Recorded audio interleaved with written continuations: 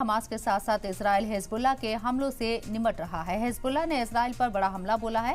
Lebanon से Hezbollah ने शुमाली Israel में एक साथ 50 से ज्यादा रॉकेट दागे हैं। वहीं हिजबुल्लाह के अटैक पर आईडीएफ का दावा है कि उनके एयर डिफेंस सिस्टम ने कई रॉकेट को तबाह कर दिया।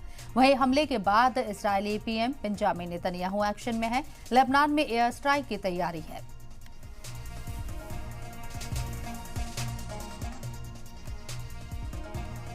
तो आपको बता दें, हमास के साथ साथ इजराइल हिजबुल्लाह के हमलों से भी निमट रहा है और इस जंग को लेकर अभी तक जो खबरें सामने आ रही हैं, हिजबुल्लाह ने इजराइल पर बड़ा हमला बोला है। लेबनान से हिजबुल्लाह ने शुमाली इजराइल में एक साथ 50 से ज्यादा रॉकेट दाग दिए हैं। हिजबुल्लाह के अटैक पर आईडीएफ ने दावा किया है कि उनके एयर डिफेंस सिस्टम ने कई रॉकेट को तबाह कर दिया है।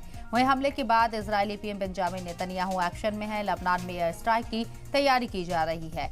हिजबुल्लाह एक बार फिर से एक्टिव हो गया है। हालांकि इस जंग में शुरू से ही हिजबुल्लाह एक्टिव नजर आ रहा है, लेकिन ये एक बड़ा अटैक किया गया है इजराइल के ऊपर। तकरीबन 50 रॉकेट दागे गए हैं लेबनान से। और आपको बता दें कि यहाँ आईडीएफ ने जो दावा किया है उसके मुताबिक कई रॉकेट्स को पहले ही तबाह कर दिया गया और नुकसान की अभी कोई खबर नहीं है कि क्या इजराइल को, उनके बाशिंदों को कोई नुकसान हुआ है इस अटैक में। लेकिन अब इजराइल के जरिए, क्योंकि इजराइल एयर स्ट्राइक करता रहा है, एक बार फिर से एयर स्ट्राइक करने की तैयारी इजराइल कर रहा है।